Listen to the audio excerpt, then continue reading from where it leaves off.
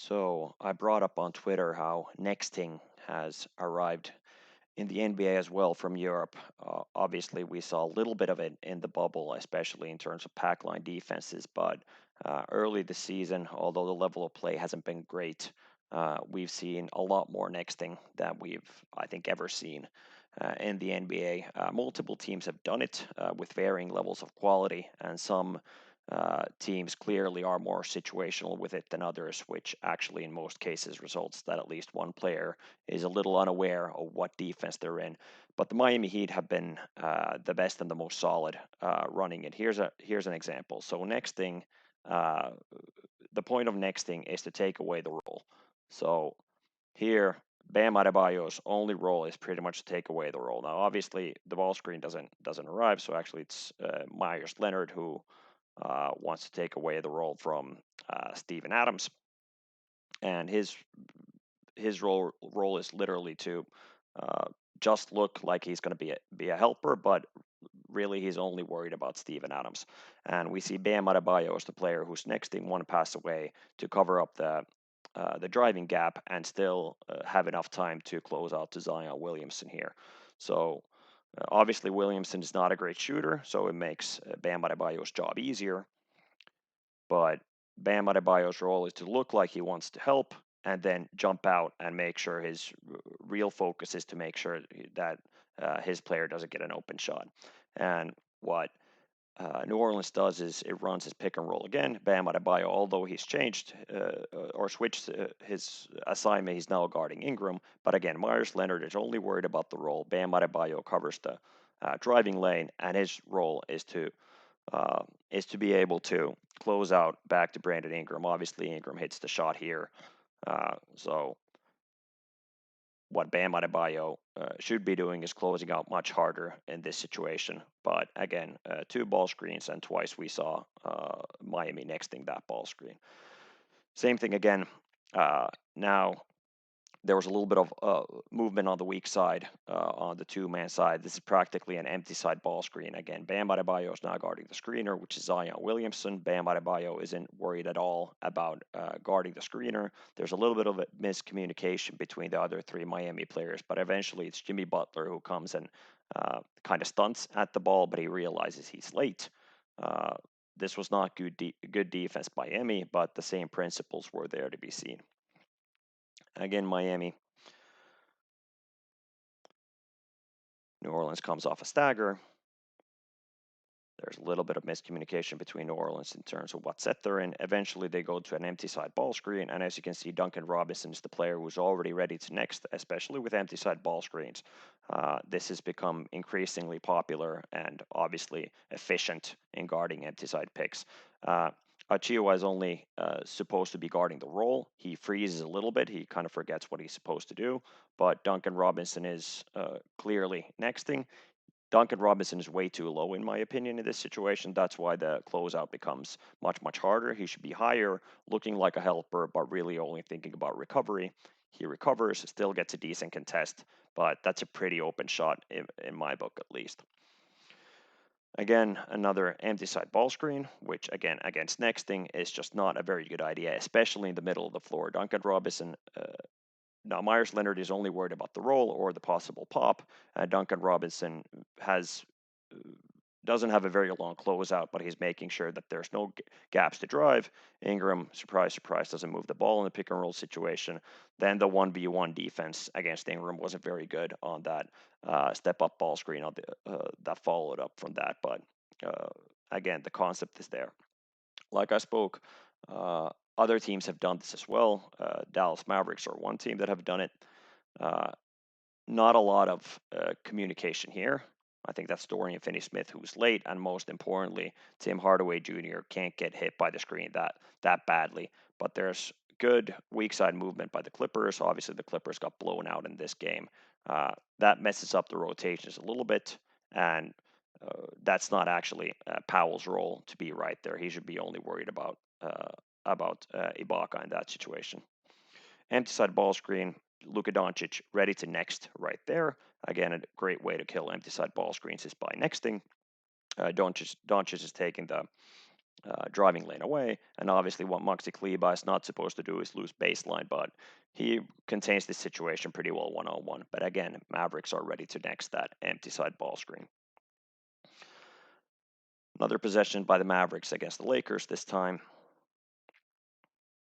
Eventually, they run an empty side screen, and as you can see, I think that's Tim Hardaway coming to next. Tim Hardaway is way too low. Caldwell Pope is way too open, and LeBron does a really good job of turning the corner quickly and then keeping his guy in jail. This one-on-one defense by Doncic is nowhere near good enough. LeBron is not supposed to get that low. Hardaway's afraid to help out that much, and LeBron gets a pretty open look, which he just ends up missing this time. But that's completely on Luka, that possession. Another Lakers possession. Again, I think that's Josh Richardson, who's way too late. He should not be stepping toward the ball like that, because if you're moving one way and LeBron would release the pass right now, that closeout becomes much slower. And Luka's also going under. Josh Richardson, if he's there early, he can already be going away from the ball when Luka decides to go under. Ball goes out. Now LeBron sets the ball screen, and see, this is a switch situation, so there's no reason for Powell to be nexting this ball screen when Mavs are switching, but Powell he's taking the space away decently, but he should already be recovering to Anthony Davis in that situation. Davis could have had a decent closeout to attack. Lakers pick up on Dallas nexting in a little while. Another empty side ball screen all the way in the middle of the floor. Powell is way too low in this situation. Again, he could be much higher, but again, he's covering the space in that situation. Plus, it's another switch. It's small guy or two small guys being screened, even though Mark is obviously has been guarded by Dorian Finney-Smith in this situation. But Powell doesn't need to be there when this is a switch. He can recover to Anthony Davis earlier. And Luka obviously should have done a better job of hitting Marc Gasol.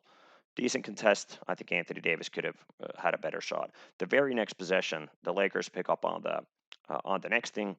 Caruso makes sure that the play is being ran all the way in the corner. So he goes and sets the down screen as low as possible, so they're creating as much space as possible. I think that's KCP decides to go under that down screen. It's an empty side screen. It's still pretty high up. Powell should be much higher in this situation, stopping the drive, but good job by Alex Caruso using that ball screen and turning the corner quickly, and that's too long of a closeout for Powell. If Powell was higher, and especially if the Mavs were more on the same page, where Powell is nexting, but Kleba and Dorian Finney-Smith are switching for some reason, then there's no reason to be taking that much space away by Powell. So these were a few examples of where Dallas definitely fell asleep on their coverage. Some guys were guarding the screens differently than others.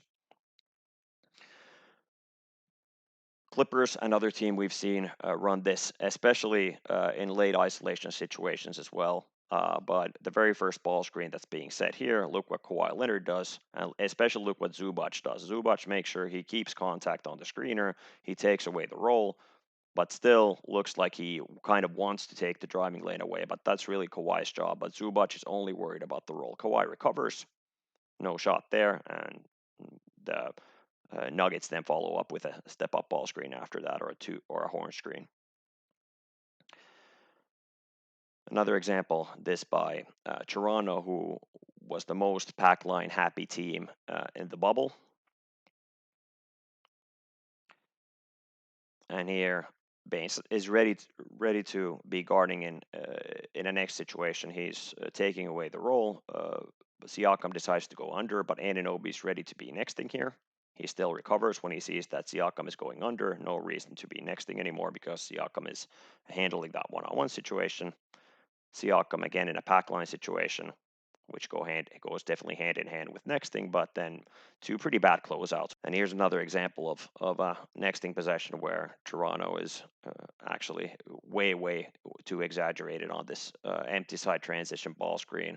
Look at Kyle Lowry; he could be 3, 4, 5 feet higher than where he is. He's one pass away. He takes the driving lane away, and obviously Keldon Johnson should not be taking that shot.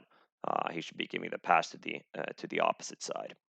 Let's look at this possession again, where Caruso makes sure that the empty side ball screen is being set lower. The Lakers do a good job here. Obviously, if it was set even lower, even closer to the corner, and the Mavericks would be nexting, the closeout that Anthony Davis gets eventually here would be even better.